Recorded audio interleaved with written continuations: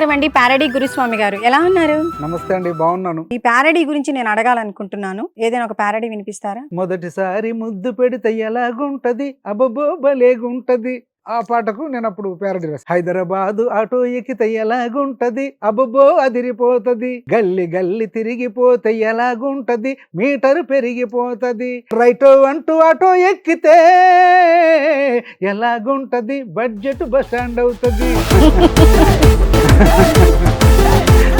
ఒక అమ్మాయి పెళ్ళయింది కొత్తగా. టైం మధ్యాహ్నం 1:30 అయింది. వాకిట్లో కూర్చొని ఒక ప్యారడీ పాడుతుందంట. శ్రీవారొస్తారొస్తారే వంట చేసి పెడతారే. అప్పుడు ఆయన అక్కడి నుంచి పాడుకుంటూ బయలుదేరాడంట. 1 కొట్టగానే ఓరి నాయనో ఇంటికెళ్ళి వంట చేసి వడ్డించాలి రో. చారేస్తానేస్తానే సాంబారేస్తానేస్తానే. స్టాండప్ కామెడీని కూడా వినిపించరా? ఇద్దరు భార్యాభర్తలు బస్ స్టాప్ లో నిలబడ్డారట. ఆ పక్కనే ఒక వేయింగ్ మిషన్ ఉంది. వాళ్ళ ఆవిడ ఉందంట, ఏమండి ఇక్కడ వేయింగ్ మిషన్ ఉంది, వెయిట్ చూసుకోనా? చూసుకో అన్నాడు ఆయన. అనగానే ఆవిడ వెళ్ళి వెయిట్ చూసుకుందండి. ఏమండి ఆశ్చర్యంగా ఉందండి, నేను 2 రోజుల్లో 4 కిలోలు తగ్గిపోయానండి. ఏంటి 2 రోజుల్లో 4 కిలోలు తగ్గిపోయావా? అదేం కాదులే, నువ్వు మేకప్ లో ఉండవు, వాళ్ళ మేకప్ లేకుండా ఉన్నావు, అది డిఫరెన్స్ అన్నమాట. ఆ తర్వాత ఇతను వెళ్ళి వెయిట్ చూసుకున్నాడట. వెయిట్ చూసుకొని, అరే ఆశ్చర్యంగా ఉంది, నేను 3 రోజులు 6 కిలోలు తగ్గిపోయాను, మన 80 ఉన్నానా, ఇవాళ 74 ఉన్నాను అనగానే ఆవిడ వేసింది ఒక సెటైర్. అదేం కాదులేండి, మొన్న మీరు స్నానం చేయలేదు, ఇవాళ స్నానం చేశారు, అది డిఫరెన్స్. తర్వాత వీళ్ళు సీనియర్స్ అయిన తర్వాత పెద్దవాళ్ళు, వాళ్ళిద్దరి మధ్య చూడండి సంభాషణ. ఆ ముసలావిడ కిటికీలోని చూసి ఒక మాట అందంట, ఏమండోయ్ ఓసారి ఇలా వస్తారా, ఆ కుర్రాడు ఎవరో చాలా సేపటి నుంచి నన్నే చూస్తున్నాడండి. ఈ వయసులో ఎవడే నిన్ను చూసేది అనుకుంటే కిటికీలో నుంచి బయటకు చూసేట. ఓ వాడా, వాడు పనికిరాని పాత సామాన్లు చిత్తు కాగితాలు ఎరుకునేవాడే, వాడి దృష్టి ఎప్పుడు పనికిరాని వాటి మీదే ఉంటుంది, కానీ నువ్వు లోపలికి వచ్చాయి.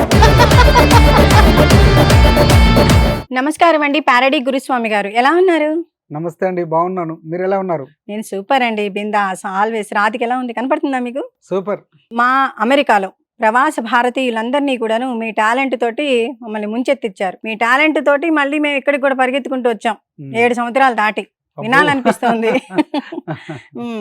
మరి అది మరి అదే అక్కడి నుంచేమో ఆన్లైన్లో ఇంటర్వ్యూ చేశారు, ఇప్పుడు వచ్చి ముఖాముఖిగా మన సుమన్ టీవీలో ఇంటర్వ్యూ చేస్తున్నారు. మరి మీకు మీరే సాటి కదా. అయితే ప్యారడీ గురుస్వామి గారు అనేది మీకు ఉన్నటువంటి పేరు.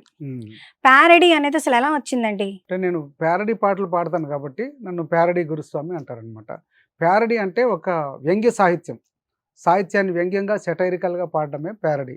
అలా నేను దాదాపు 25 సంవత్సరాల నుంచి ఇలా ప్యారడీలు పాడుతున్నాను కాబట్టి నాకు ప్యారడీ గురుస్వామి అనే పేరు వచ్చింది. అంటే ఈ ప్యారడీ అనేది నేను ఎక్కడో విన్నాను, ఒక మహానుభావులు మన జొన్నవిత్తుల గారి దగ్గర కూడా విన్నాను. వారితో మీకు ఏదైనా అనుబంధం ఉందా?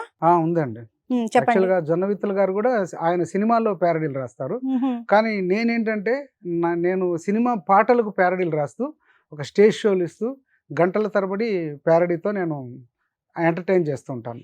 అయితే జొన్నవిత్తుల గారితో నా అనుబంధం ఏంటంటే, ఆయన సోంబేరి సినిమా తీసినప్పుడు నన్ను పిలిపించి, ఆలి గారితో సినిమా తీసినప్పుడు నన్ను పిలిపించి ఒక పాత్ర కూడా ఇచ్చారు. తర్వాత ఆయనతో కలిసి నేను కువైట్లో ఒక ప్రోగ్రాం చేశాను. అలాగే ఆయనతో కలిసి ఆహా ఇహి ఓహో అనే ఒక ప్రోగ్రాంలో కూడా నేను ఫస్ట్ గెస్ట్గా ఉన్నాను. తర్వాత అక్కడ సింగర్స్ పాడిన చాలా పాటల్ని నేను రాసి ఇవ్వటం జరిగింది.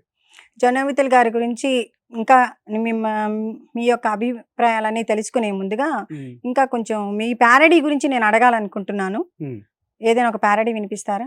నేను ఏదో పాడటం కాకుండా మీకు ఇష్టమైన పాట అడగండి, నేను దాన్ని రివర్స్ చేస్తాను. మధురమే సుధాగానం మనకిదే మరో ప్రాణం, మదిలో మోహన గీతం మెదిలే తొలి సంగీతం. నేను కొంచెం శృతి పెంచుకుంటాను. మధురమే సుధాగానం, ఇది ముందుకు.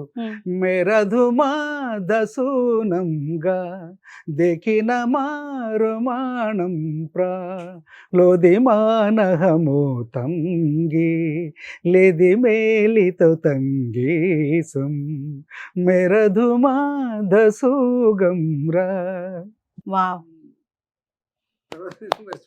ఇక్కడ నాకు చిన్న డౌట్ ఉంది.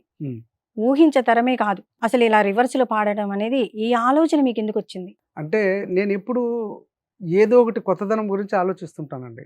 పాటలు అందరు ముందుకు పాడతారు, మనది ఒక వెరైటీ ఉండాలి కాబట్టి రివర్స్లో పాడితే ఎలా ఉంటుందా అని ట్రై చేశాను. ఇట్లా నాకు రివర్స్లో పాడడం అలవాటు అయిపోయింది. ఇంకా ఇంకా కాస్త ముందుకెళ్ళి ఒక ఉమ్, ప్రశ్న అడగాలని ఉంది. అడగండి అడగమంటారా? అడగండి.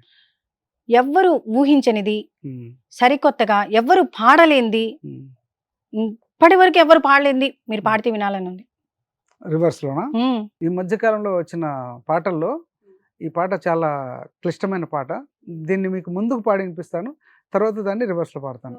ఏ దారెదురైనా ఎటు వెళుతుందో అడిగాన, ఏంతో చని పరుగై ప్రవహిస్తూ పోతున్నా, ఏం చూస్తూ ఉన్నా నే వెతికానా ఏదైనా, ఊరికనే చుట్టూ ఏవేవో కనిపిస్తూ ఉన్నా, కదలని ఓ శిలనే అయినా త్రుటిలో కరిగే కలనే అయినా, ఏం తేడా ఉందట నువ్వెవరంటూ అడిగితే నన్నెవరైనా, ఇల్లాగే కడదాకా ఓ ప్రశ్నై ఉంటానంటున్నా, ఏదో ఒక బదులైనను చెరపొద్దని కాలాన్ని అడుగుతూ ఉన్నా, నా వెంటబడి నువ్వెంత ఒంటరి వనొద్దు అనొద్దు దయించి ఎవరు, ఇంకొన్ని జన్మాలకు సరిపడ అనేక స్మృతుల్ని ఇతరులు ఎరుగదు, నా ఊపిరిని ఇన్నాళ్లుగా తన వెన్నంటి నడిపిన చేయూత ఎవరిది, నా ఎదలయను కుశలము అడిగిన గుసగుస కబురుల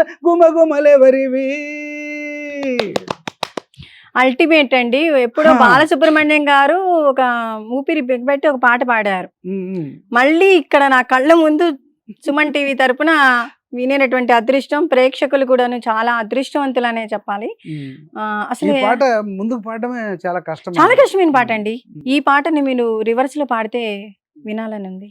ಏರಿದನರೆದು ಏಟು ಎದುಲ್ತುವೆ ನಗಡಿಯ ಮಿಯನಿಚತೋ ಗೈರು ಪಾಸ್ತು ಹಿವ ಪ್ರಾಣವು ತೂಪು ಮೀಸ್ತೂಚು ನಾವು ನಕತಿವೇ ನದೆಯೇ నేకెరివుటు చూవే స్తూపిని కానావు నిలదకవో నేలసినాయై లొట్టి త్రూగెరిక నేలకనాయై మియడా తేటదవు ఉనుటొరవం ఏ తెగిడినను నారైవయే గెల్లా కాదడక ఓష్ణై ప్రాటవు నాటునను దోయే కవలైదువను నిద్దపరచ నిలకానగుడుతనావు నాట వెండి బత వెన్నురిటవందు నోగదు నోగ చేయుందరువయ నీ కొయం కులం ఆజాడ పరిసక నేగలి తుస్రులురుత ఎరుగరు నా నిరిపివు గళ్ళున్నయి నతటి నవ్వెన పిడిన తయో చదిరివయ నాదయను ఎల ముసలకు నగిడిగా సగు సగుల గురుప మగు మగు విరివలే.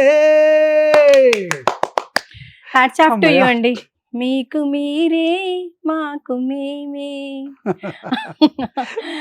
గురుస్వామి గారు, నిజంగా నాకు ఒక ప్రశ్న కాదు సందేహం వచ్చింది. ఇంత కష్టమైన పాట పాడారంటే చాలా వర్కౌట్ అయి ఉండాలి, ముందు వర్కౌట్ చేసి ఉండాలి మీరు. ఏమైనా ఆ పాటను మొత్తం రాసుకుని ఓ గదిలో కూర్చుని ఈ మలయాళ మాంత్రికురాలాగా మీరేమైనా వెనక నుంచి వెనక్కి అక్షరాలన్నీ కష్టపడి ఇలా ఏమైనా చేశారా? నా ఈ సందేహాన్ని రాసుకొని ప్రాక్టీస్ చేశారా? రాసుకొని ప్రాక్టీస్ చేయాల్సిన అవసరం లేదండి, ఎందుకంటే నాకు ముందుకు వస్తే వెనక్కి వచ్చినట్లే. నేను దానికోసం ఎప్పుడు కష్టపడ్డానంటే ముందుకు నేర్చుకోవడానికే కష్టపడ్డా. ముందుకు నేర్చుకున్నాను అనుకోండి, ఇంకా అది వెనక్కి వచ్చేసినట్లే. ఇక్కడ మీరు క్రెడిట్ అనుకుంటారేమో, కానీ నేను చెప్పకుండా ఉండలేను. చెప్పండి. మిమ్మల్ని పొగుడుతున్నానని ప్రేక్షకులు అనుకున్నా సరే, ఏమైనా సరే, మీరు గత జన్మలో తిక్కను అన్నమయ్యో అయి ఉంటారు. అంటే నాకైతే ఇది రాదు. మ్యూజిక్ పాడే వాళ్ళు సింగర్స్ అందరికి కూడాను మరి వాళ్ళు కూడా ప్రయత్నం చేస్తే మరి ఎంతవరకు సాధ్యం అవుతుందో వాళ్ళకి నాకు తెలియదు, కానీ నాకు మీ పట్ల అనిపించింది నేను చెప్తాను. అంటే తిక్కనో కాదో తెలియదు కానీ మొత్తం తిక్క మాత్రం ఉంది, అందుకే రివర్స్ చేయగలుగుతున్నా. అట్లా కాదులేండి, మీకు మీరే సాటి. అయితే ఇంకొకటి ప్యారడీస్. గురుస్వామి గారు ముందు ప్యారడీ చూశాను. ప్యారడీ గురుస్వామి అనే పేరు ముందు ప్యారడీ ఎలా వచ్చింది? ప్యారడీలు మీ ఇంటి పేరా, లేకపోతే మీకు ముందే వెన్నతో పుట్టినటువంటి ఇది ఏదైనా ఉందా? ఎలా రాస్తున్నారు? అంటే నేను యాక్చువల్గా ఈ ప్యారడీ నేను ఎక్కడ నేర్చుకోలేదండి. అసలు దాన్ని ప్యారడీ అంటారని తెలియక ముందు నుంచే నేను ప్యారడీలు చేస్తున్నాను. అంటే నాకు ఏదన్నా ఒక సబ్జెక్ట్ మీద పాట రాయాలనిపించింది అనుకోండి, నేను అప్పుడు కూర్చొని రాసుకునేవాడిని. అంటే ఒక సమస్య ఎదురైంది, మనకు నిజ జీవితంలో ఏదన్నా సమస్య ఎదురైనప్పుడు దాని మీదనే నేను ఒక పాట వ్యంగ్యంగా రాసుకొని అది మళ్ళీ స్టేజ్ మీద పాడి అలా వినిపించేవాడిని అనమాట. అట్లా నాకు ప్యారడీలు రాయటం అలవాటైపోయింది. అంటే దాదాపు ఒక 25 సంవత్సరాల నుంచి ఓ, నేను అలా ప్యారడీలు రాస్తూ ఉన్నాను, పాడుతూ ఉన్నాను. నేను అలా నేను పాడే ప్యారడీలను బట్టి జనాలు నాకు ప్యారడీ గురుస్వామి అన్న టైటిల్ ఆల్రెడీ ఈ వచ్చింది. ప్యారడీ ముందు పుట్టిందా, రివర్స్ గేర్ గురుస్వామి ముందు పుట్టారా? ప్యారడీ ముందు పుట్టింది. ప్యారడీ పుట్టిన తర్వాత రివర్స్ ప్యారడీ గేర్ పుట్టిన పుట్టింది. తర్వాత నేను మా టీవీలో రివర్స్ గేర్ ప్రోగ్రామ్ చేసినప్పుడు అప్పటి నుంచి నాకు రివర్స్ గేర్ గురుస్వామిగా పేరు వచ్చింది. సరే, ఈ ప్యారడీ రాయడానికి ఏదైనా సాహిత్య పరిజ్ఞానం అవసరం అంటారా? అంటే పెద్ద కవి ఉండాల్సిన అవసరం లేదు, కానీ ఒక తెలుగు భాష మీద మనం ఏ భాషలో అయితే ప్యారడీలు రాస్తున్నామో ఆ భాషను చక్కగా మాట్లాడగలిగి ఆ భాష మీద కొంత పట్టుంటే చాలా అనిపిస్తుంది నాకు. ఎందుకంటే ఒక కవిత్వం రాయాలంటే ఆయనకు సాహిత్యం గొప్పగా ఛందస్సు సాహిత్యం ఇవన్నీ అవసరం ఉంటుంది. కానీ ప్యారడీ రాయాలంటే ఆ థాట్ రావాలి, అది ఒక ఆలోచన. ప్యారడీ అన్నది ఒక ఆలోచన. ఇప్పుడు నేను పాడే ప్యారడీలు అన్నింటిలో కూడా మామూలు పదాలే ఉంటాయి, సాహిత్య సంబంధమైన సంస్కృత పదాలు ఏముండవు, మామూలు పదాలే.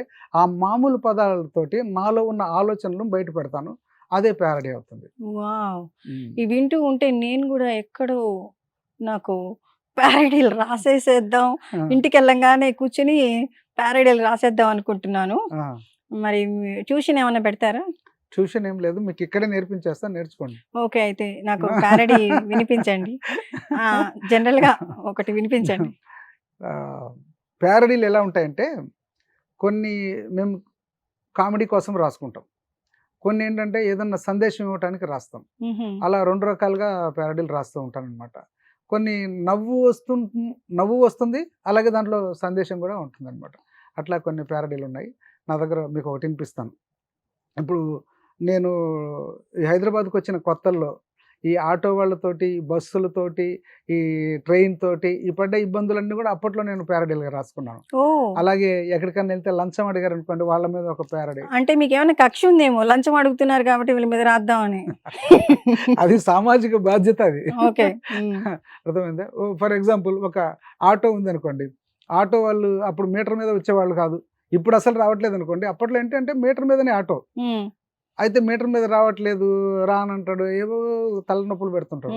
అప్పుడు నేనేం రాశానంటే, మొదటిసారి ముద్దు పెడితే ఎలాగుంటది అబ్బబ్బో భలేగుంటది, ఆ పాటకు నేను అప్పుడు ప్యారడీ రాశారు. వినిపించండి.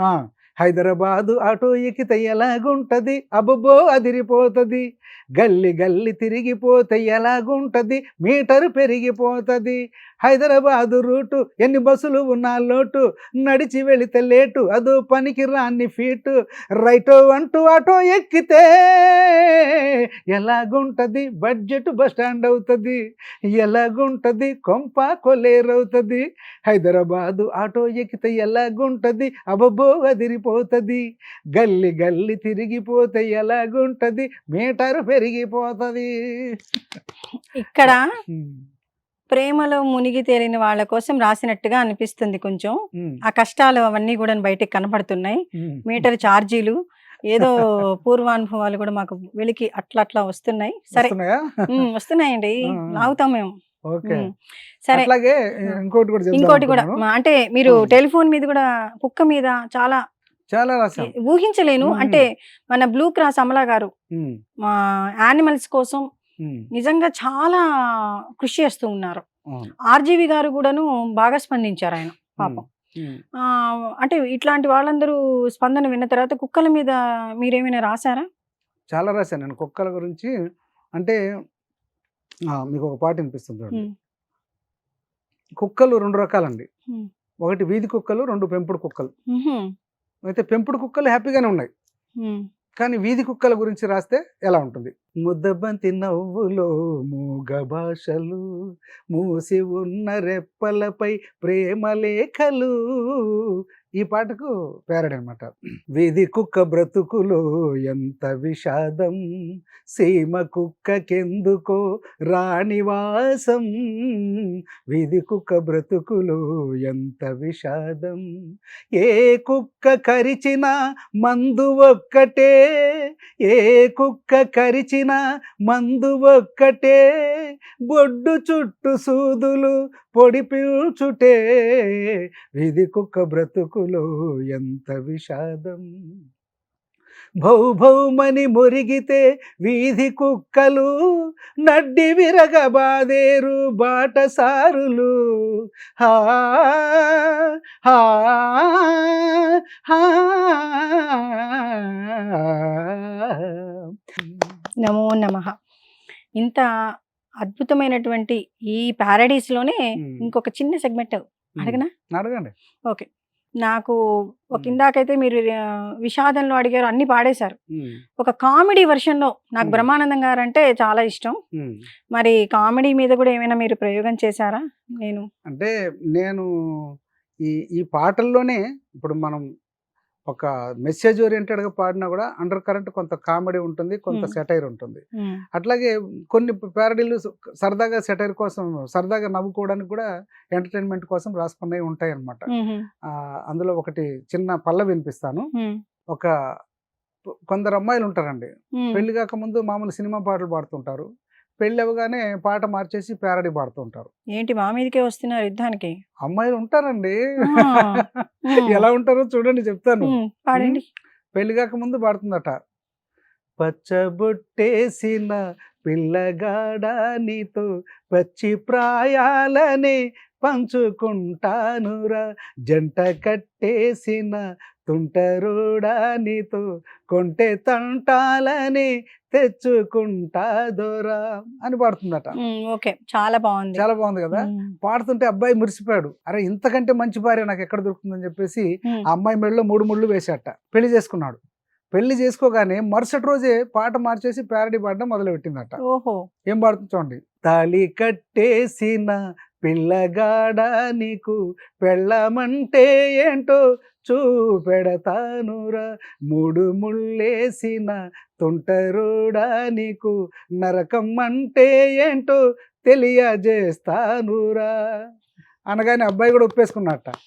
నేను చేసింది పొరపాటని, తప్పు తెలిసింది గ్రహపాటని, ఉచ్చు బిగిసింది నా గొంతుకి, తిక్క కుదిరింది నా జన్మకి, తాళి కట్టేసిన పిల్లగాడా నీకు పెళ్ళమంటే ఏంటో చూపెడతానురా. మీరు మా మీద కక్షని, మీ లోపల ఉన్నటువంటి దానంతా కూడా బయటికి లాగి పెట్టి ఇక్కడ బాగా చూపించారని అర్థం. చూపించారా? మరి నవ్వరేం మీరు? నేను నవ్వను, ఇక్కడ నవ్వను. అంటే మీరు మాకు ఏదోగా అంటే అలాంటి వాళ్ళు లేరంటారా? లేరండి. మరి పెళ్ళైన తర్వాతే కదా నరకం చూపించేది. నేను నవ్వనండి ఇక్కడ, మీరు ఏమైనా అనుకోండి. అయితే నేను ఇంకో కోరిక అడుగుతాను. అడగండి. మీరు మరి మగవాళ్ళ మీద ఏమి రాయలేదా? కొత్తగా పెళ్ళైన వాళ్ళు కూడా ప్యారడీలు పాడుతున్నారట. ఒక అమ్మాయి పెళ్ళయింది కొత్తగా, టైం మధ్యాహ్నం 1:30 అయింది. వాకిట్లో కూర్చొని ఒక ప్యారడీ పాడుతుందంట. ఏం పాడుతుందంటే, సారొస్తారొస్తారే మావారొస్తారొస్తారే, శ్రీవారొస్తారొస్తారే వంట చేసి పెడతారే అని ఎదురు చూస్తుందంట, వచ్చి వంట చేసి పెడతాడని. అప్పుడు ఆయన అక్కడి నుంచి పాడుకుంటూ బయలుదేరాడంట.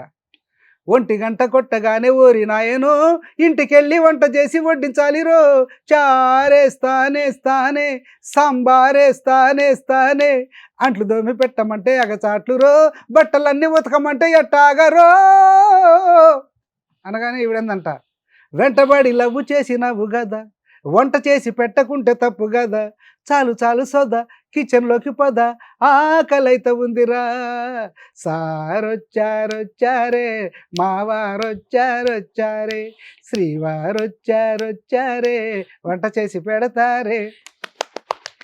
అంటే మరి అంతేనండి, ఇద్దరు ఆలు మగలు కలిసి చేసుకుంటేనే కదండి. మరి అందుకే కదా నేను పాట పాడింది. మేడ్స్ కూడా ఉండరు అమెరికాలో. మరి నాకు తెలుసు బాగా. నేను అడిగాను, బాబు నువ్వు వంట చేసి పెడతావని ఆవిడకి ఎలా తెలుసు అంటే, మరి ఏం లేదు సార్, నీవంటే నాకు ఇష్టం, నీవంటే నాకు ఇష్టం అంటే నేనంటే ఆవిడకి ఇష్టం అనుకున్నాను, కానీ తర్వాత తెలిసింది నా వంటే ఆవిడకి ఇష్టం అని అన్నాడు. నేను ఇక్కడ మిమ్మల్ని ఇంటర్వ్యూ చేస్తున్నానంటే అక్కడ మా వారు పిల్లలకి ఏదో ఒకటి వంట చేస్తేనే కదా, అందుకే సార్ వచ్చారు వంటలు బాగా చేశారు అని బుట్టలో పెట్టకపోతే ఎట్లా మరి? మరి అందుకే ఈ పాటలను నేర్చుకొని మీ వారి ముందు పాడండి. తప్పకుండా. ట్యూషన్ ఫీజు ఉందో చెప్పండి, వచ్చేస్తాం మీ ఇంటికి. సరే, నెక్స్ట్ సెగ్మెంట్ లోకి వెళ్దామా? తప్పకుండా. స్లో పాటని స్పీడ్ గా పాడడానికి మాకు వినిపించాలి. ఉమ్, ఓకే, తప్పకుండా. ఇప్పుడు స్పీడ్ పాటను స్లోగా పాడాం. ఉమ్, ఇప్పుడు ఒక స్లో పాటను తీసుకొచ్చి స్పీడ్గా పాడాలి, ఉమ్, అంతేనా? ఉమ్. ఓకే, ఒక స్లో పాట వినిపిస్తాను మీకు. ఇది తొలి రాత్రి కదలని రాత్రి, ఇది తొలి రాత్రి కదలని రాత్రి, నాకు నువ్వు నీకు నేను చెప్పుకున్న కథల రాత్రి, ప్రేయసి రావే ఊర్వశి రావే. ఇది మన slow. నాగార్జున గారిని చూపించారు మజ్నులో. ఉమ్, ఓకే, దీన్ని తీసుకెళ్ళి కొలంబస్ కొలంబస్ ఇచ్చారు సెలవు, ఆనందంగా గడపడానికి కావాలొక దీవి, సెలవు సెలవు సెలవు కనుగొను కొత్త దీవి నీవు.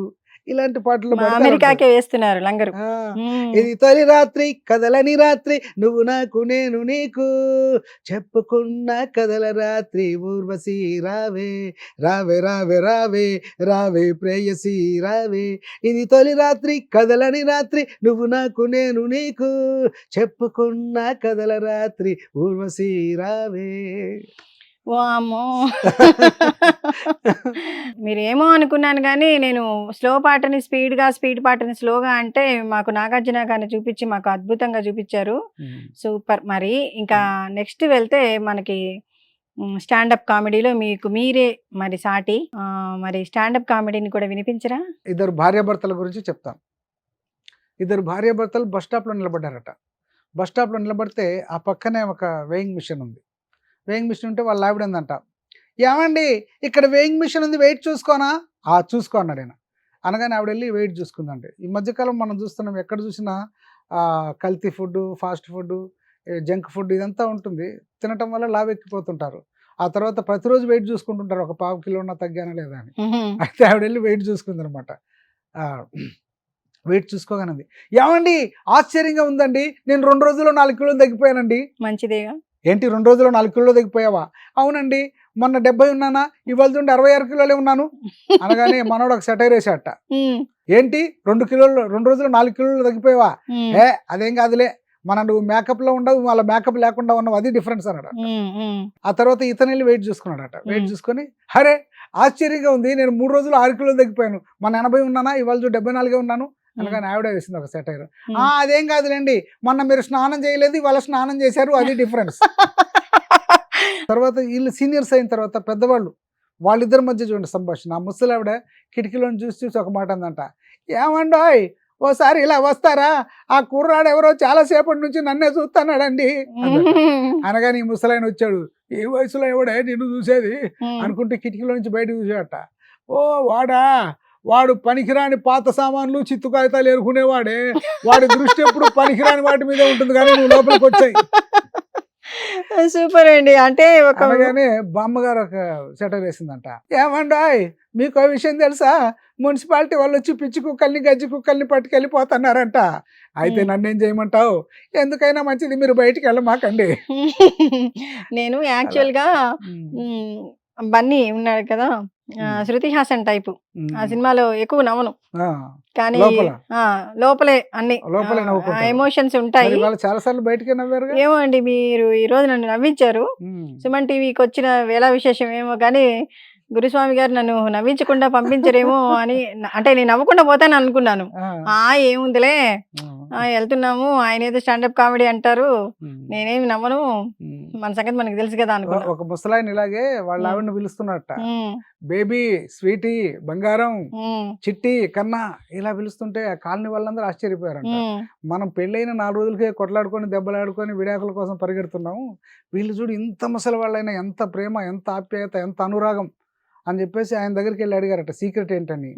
తాతగారు మీరు బామ్మగారిని ఇప్పటికీ అంత ప్రేమగా పిలుస్తూ ఉంటారు, చిట్టి, బంగారం, కన్నా అని పిలుస్తారు, ఏంటి మీ ప్రేమ సీక్రెట్ ఏంటి అన్నానంట. అనగానే ఆ ముసలాయన అటు ఇటు చూసి, సీక్రెట్ కాదు నా బొంద కాదురా నాయన, ఆవిడ పేరు మర్చిపోయి చాలా కాలం అయిందిరా బాబు, అసలు విషయం అది. పట్టి కన్నా అని మేనేజ్ చేస్తున్నా అది కొంపదీసి మీరు చెప్పకండి బాబు అన్నాడు అట్లా. అంటే అసలు విషయం లోపల నుంచి బయటకు తనకు బయటకు వచ్చేసింది. అలా. ప్రేమ కాదనమాట అయితే. ఆ. బాగుంది మీ స్టాండప్ కామెడీకి అయితే నేను బాగా ఎంజాయ్ చేశాను. ముసలమ్మ జోకు మీకోసం మ్. వినిపిస్తాను. నా బాల్యం అంతా ఇక్కడ గోల్కొండ దగ్గర లంగరోస్ అని ఉండేది, అక్కడ గడిచింది అనమాట. అక్కడ నేను ఒక ముసలావిడని గమనించి ఆవిడ ఎలా మాట్లాడుతుంది, ఎలా పాటలు పాడుతుంది, ఎలా ప్రవర్తిస్తుంది, ఇవన్నీ గమనించి ఆవిడ మీద ఒక జోక్ తయారు చేశాను. ఇప్పుడు ప్రపంచవ్యాప్తంగా అందరినీ ఆ జోక్ నవ్విస్తుంది. మేము మా సోకాల్డ్ మిమిక్రీ ఆర్టిస్టులు అందరూ కూడా ఆ జోక్ కాపీ చేసి అందరికి వినిపిస్తూ ఉంటారు, చెప్తూ ఉంటారు.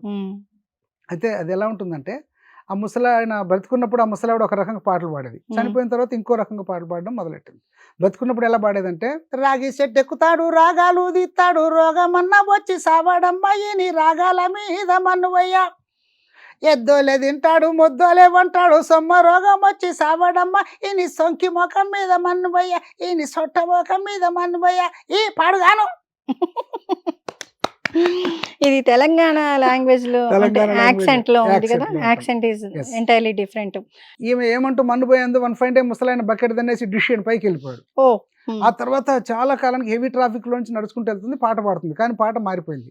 ఏం పాడుతుందంటే, కాళ్ళకు కడియాలు లేకుండెనా నా ముసలోడుండంగా గిట్లుంటినా, చేతికి గాజులు లేకుండెనా నా సెలమయ్యుండంగా గిట్లుంటినా, నా ముసలోడుండంగా గిట్లుంటినా, ఇట్లున్నా అనుబిడ్డప్పుడు లేదు బిడ్డ. ఎట్లుండే కొడుక అవును బిడ్డ.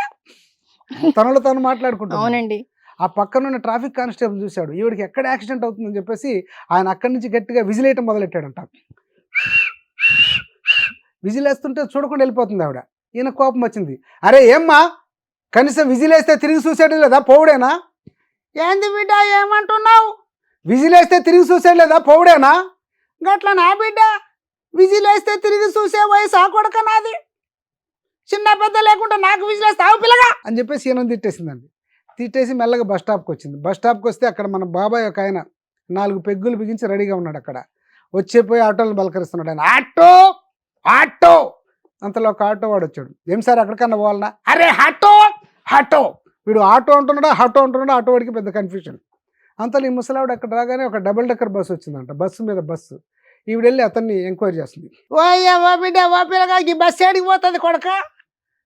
ఎవరిని అడుగుతున్నా ముషిలి, నిన్నే బిడ్డ ఈ డబల్ బస్ ఏడికి పోతుంది, ఈ డబల్ బస్సు గిదా పైది పటాన్ చెరువు పోతుంది, కిందిది కీసరగుట్ట పోతుంది. ఈవిడ పాపం పటాన్ చెరువు వెళ్ళాడు, దందని పైకి ఎక్కేసింది. ఎంత స్పీడ్కి ఎక్కింది అంత స్పీడ్ కిందికి దిగిందంట. ఓ పిల్లగా నన్ను పై బస్సు ఎక్కుమంటావురా? గట్లెందుకు తిడుతున్నావు ముషిలి, పై బస్సులో డ్రైవర్ లేడు, నన్ను ఎక్కి సావమంటావు? లొట్ట కంట్లో కట్ట పుల్ల పెట్ట. అయ్యో రామా దేవుడా. Stand up comedy super. Thank you so much. Ultimate గా మీ నుంచి అంతా ఎంజాయ్ చేసినప్పటికీ కొంచెం కొదువు అనిపిస్తుంది ఒక చోట. ఏంటది? పద్యం. పద్యం. ఎన్నో ఏండ్లు గతించిపోయినవి కానీ ఈ శ్మశాన స్థలిని కన్నులు మోడ్చిన మందభాగ్యుడు ఒక్కడు ఒక్కడు ఒకడై నన్ను లేచిరాడు అకట. ఎన్నాళ్ళి చలనంబులే నిశయనంబు ఏ తల్లులల్లాడిరో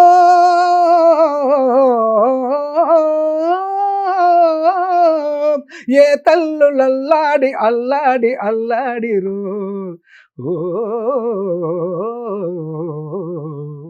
కన్నిటంబడి క్రాగిపోయినవి కన్నిటంబడి క్రాగిపోయినవి నిక్కంబిందు పాశానముల్.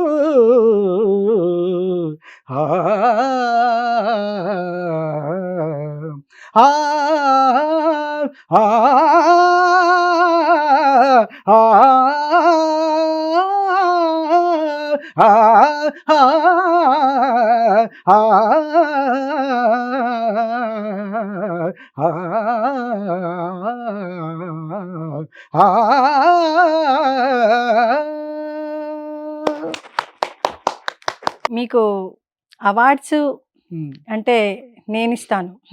కళా తపస్వి అంటే ఘాటసీని పద్యం అండి ఇది, ఎప్పటికీ ఎవర్ గ్రీన్. ఆ పద్యం వన్స్ మోర్ అనకుండా ఉండలేరు. వన్స్ మోర్ అవార్డ్ అంటే నాకు ఒకటి గుర్తొస్తుంది. ఒకసారి మేము కువైట్లో జొన్న విత్తల గారు నేను కలిసి ప్రోగ్రామ్ చేసామన్నమాట. అప్పుడు అక్కడున్న తెలుగు అసోసియేషన్ వాళ్ళు గురుస్వామికి ఏం అవార్డు ఇవ్వాలి అంటే జొన్న విత్తల గారు ఒక అవార్డు ప్రపోజ్ చేశారు. ఈయనకు మీరు అవార్డు ఇస్తే అది ఎలా ఉండాలంటే వికట కవిగాయక నటశేఖర అనే బిరుదు ఇవ్వాలి మీరు అని చెప్పి అన్నాడు. అంటే ఇతనిలో ఒక వికట కవి ఉన్నాడు, ఒక నటుడు ఉన్నాడు, ఒక గాయకుడు ఉన్నాడు, ఒక డాన్సర్ ఉన్నాడు, అన్ని రకాలుగా పర్ఫామ్ చేస్తున్నాడు. కాబట్టి ఈయనకు వికట కవి గాయక నటశేఖర్ అవార్డు ఇవ్వమని ఆయన చెప్పడం, వాళ్ళు అవార్డు ఇవ్వడం జరిగిందనమాట. హ్యాట్స్ ఆఫ్ టు యూ అండి. ఆ బ్రహ్మ సజెస్ట్ చేసిన తర్వాత నా తరమా అని మాత్రమే చెప్పగలను. కానీ అంతకు మించినటువంటి మన ఆంధ్రప్రదేశ్ లేకపోతే తెలంగాణ ప్రభుత్వం నుంచి కూడాను ఏదైనా ఇంకా గొప్ప అవార్డులు మిమ్మల్ని వరించాలని కోరుకుంటూ, ఇంకా ఏదైనా మిమ్మల్ని మీకు వచ్చినటువంటి అవార్డులని గురించి కూడా మాకు తెలియజేస్తారా? చాలా అవార్డులు వచ్చాయంటే ప్యారడీ ప్రవీణ, ప్యారడీ కళానిధి, ప్యారడీ సామ్రాట్, ప్యారడీ కింగ్, తర్వాత హాస్య భూషణ, ఇలాంటి అవార్డ్స్ చాలా వచ్చాయి. కాకపోతే గవర్నమెంట్ నుంచి అంటూ నాకు ఏ అవార్డు రాలేదు. ఆ తర్వాత నేను కూడా ఒక 5 వరకు ప్రపంచ రికార్డులు చేశాను. లిమ్కా అది మీరు లిమ్కా ఏంటంటే ఒక పాటను 25 రకాలుగా పాడడం అదొకటి లిమ్కా బుక్ క్రియేషన్. అలాగే 100 నిమిషాల్లో 100 ప్యారడీలు పాడడం ఒకటి. ఆ తర్వాత 100 మంది పాడిన పాటల్ని రివర్స్ లో పాడటం ఒకటి. ఇలా కొన్ని ఒక 5 ప్రపంచ రికార్డులు ఉన్నాయన్నమాట. ఆ తర్వాత నేను ఇంతవరకు ఒక 10 సినిమాలు 10 సీరియళ్ళు చేశాను. గత 30 సంవత్సరాలుగా 6,000కు పైగా ప్రదర్శనలు చేశాను. ఒక 16 దేశాలు తిరిగాను. ఒక అమెరికాకు 14 సార్లు వెళ్ళాను. 60 షోలు అమెరికాలో చేశాను. అలా ఇలా మీ ఈ ప్రస్థానంలో నుంచి నేను కొన్ని ప్రశ్నలు అడగచ్చా? అడగండి. ఈ లిమ్కా అవార్డులు ఇవన్నీ కూడాను చంద్రునికి ఒక నూలుపోవులాగా మీకు వచ్చినవి అని నాకు అనిపిస్తుంది. అయితే అమెరికా యాత్రలో మీరు 14 సార్లు చేశారు. మా ప్రవాస భారతీయులతో ఉన్నటువంటి అనుబంధాన్ని గురించి మాకు పంచుకోండి. తప్పకుండా. నాకు మొదట అసలు నన్ను అమెరికా తీసుకెళ్ళడానికి ఎంకరేజ్ చేసింది ఎవరంటే ప్రసాద్ తోటకూర గారు ఇండియా వచ్చారు. ఆయన వచ్చి ఆడియన్స్లో ఆయన ఉన్నారు. ఆయన పక్కన చంద్రబాబు నాయుడు గారు కూర్చున్నారు. అప్పుడు వాళ్ళందరి ముందు నేను ప్రదర్శన చేస్తున్నాను, ఇట్లా జోక్స్ ఇవన్నీ చెప్తున్నాను. అయితే చంద్రబాబు నాయుడు గారు విపరీతంగా నవ్వుతున్నారు నా జోక్స్కి. నవ్వుతుంటే తోటకూర ప్రసాద్ గారు నన్ను చూస్తున్నారు, ఆయన చూస్తున్నారు. అలా మార్చి మార్చి చూసి ఆ ప్రోగ్రామ్ అయిపోయింది మొత్తానికి. అయిపోయిన తర్వాత నేను అమెరికా వెళ్ళాను. అమెరికా ఫస్ట్ నన్ను మణిశర్మ గారు తీసుకెళ్లారు అమెరికాకు. ఫస్ట్ టైం వెళ్ళినప్పుడే 16 స్టేట్స్లో మా పర్ఫార్మెన్స్ అద్భుతంగా పర్ఫార్మెన్స్, మంచి అప్లాస్ రావటం. తర్వాత అక్కడ న్యూస్ ఇవన్నీ పత్రికలన్నీ కూడా నా గురించి బాగా రాయటం, ఇదంతా జరిగింది. అప్పుడు ఒక సభలో తోటకూర ప్రసాద్ గారు చెప్తున్నారనమాట, గురుస్వామిని ఇక్కడికి అమెరికా రావాలని చెప్పేసి నేనే సంకల్పించాను. అక్కడ ఆర్గనైజర్కి నేను చెప్పి ఆయన్ని పిలిపించాను. యాక్చువల్గా మేము రవీంద్ర భారతిలో కూర్చున్నప్పుడు నా పక్కన చంద్రబాబు నాయుడు గారు ఉన్నారు. ఈయన జోకులకు ఆయన పడి నవ్వుతున్నాడు. అసలు ఎప్పుడు నవ్వని చంద్రబాబునే నవ్వించిందంటే ఇతను మనగాడు, అమెరికా రావాలనుకున్నాను, నేను ఇతన్ని పిలిపించాను అని చెప్పి ఆయన అన్నాడు అనమాట. ఆయన మిమ్మల్ని పిలిపించడం మా అదృష్టం అండి, ఆయనకి మేము కృతజ్ఞులు. Thank you. ఆ తర్వాత మన చాలా మంది ఉన్నారు అమెరికాలో, చాలా మంది ఫ్రెండ్స్ ఉన్నారు. దాము గేదెల గారు, ఆ తర్వాత సురేష్ మండువ గారు, ఇలా చాలామంది ప్రతి చోటకి వెళ్ళిన తర్వాత శంకర్ బండి గారు, ఇలా చాలా మంది మిత్రులు నన్ను మంచి ఎంకరేజ్మెంట్ ఇచ్చారు. తప్పకుండా మళ్ళీ నెక్స్ట్ విజిట్ లో మీరు మిమ్మల్ని నేను కూడా మళ్ళీ అక్కడ అమెరికాలో కలుసుకుందాం. తప్పకుండా. అమెరికా నుంచి నన్ను రేడియో ఇంటర్వ్యూ చేశారు, మళ్ళీ ఇండియాకి వచ్చి ఇక్కడ సుమన్ టీవీలో ఇంటర్వ్యూ చేశారు. ఇది అంతా కూడాను సుమన్ టీవీ యొక్క వారి యొక్క చలవేనండి, చలవ. నేనేదో పూర్వజన్మ సుకృతం ఉండి మిమ్మల్ని ఇంటర్వ్యూ చేసేటటువంటి అదృష్టం కలిగిందని సుమన్ టీవీ ద్వారా నేను సగర్వంగా అయితే చెప్పుకుంటున్నాను. మీ యొక్క ప్రెషస్ టైంకి రియల్లీ చాలా ధన్యవాదాలు. Thank you. మీరు కూడా చక్కగా ఇంటర్వ్యూ చేశారు, నాలో నుండి ఏమేమి రాబట్టారు. థ్యాంక్ యూ సుమన్ టీవీ వీక్షకులకు, మీకు అందరికీ హృదయపూర్వక ధన్యవాదాలు. థ్యాంక్ యూ సో మచ్ అండి గురుస్వామి గారు, మీ ప్రెషస్ టైంని మా సుమన్ టీవీ ప్రేక్షకుల కోసం ఇచ్చినందుకు. సో ఇది ఇవాల్టి స్పెషల్ షో విత్ ప్యారడీ గురుస్వామి గారితో. నచ్చిందా? బాగా ఎంజాయ్ చేశారా? మీ రాధికతో సరదాగా మరొక స్పెషల్ గెస్ట్ తోటి మళ్ళీ కలుద్దామా? Only on Suman TV.